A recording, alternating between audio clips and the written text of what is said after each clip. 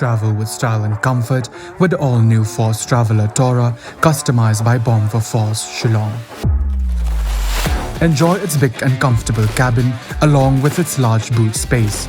A new leather interior along with furnished floors, individual charging stations, personalized overhead air conditioning with pleasant after-dark lighting, comfortable reclining seats, adjustable side mirrors, and aerodynamic luggage carrier. For more customizable options, contact Bomb for Force, 3rd Mile, Upper Shillong.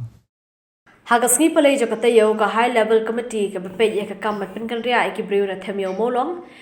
bar ka Harijan kila Shong jialang biang hakasin ka balai secretariat habegran bigla bathai khobor hariam lawai ka jialang umenturang ba banrap ka Sorkar jalao ba prastun tensong ubaderu chairperson Jong ka high level committee ulai thu balai Harijan Sha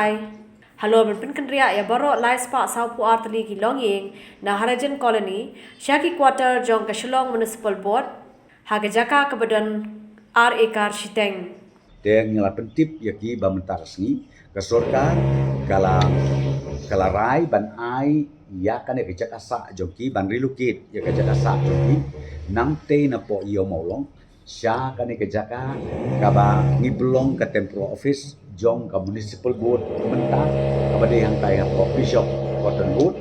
kaba ke office municipal kadang ya adu mentar bat ngila batai sya ya kiru bangin sna ngin reconstruct ngin sna do da kawipat hakaban long da ka flood system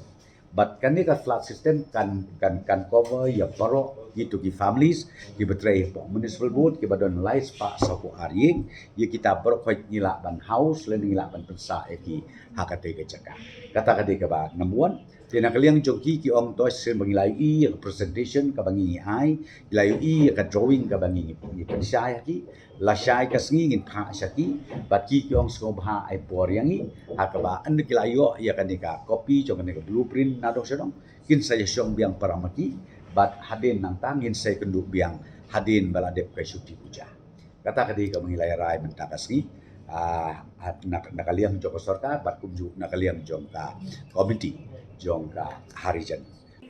Nakaliang secretary ka Harijan Panchayat Committee Gurjit Singh ulo ang baong patla ban ongi ay than kat bakim pat yo ara kaching tho halor kani but nakaliang joki kin sa shimya karai hadin bikladep yakren bat baro ke bashang basa ha Harijan colony.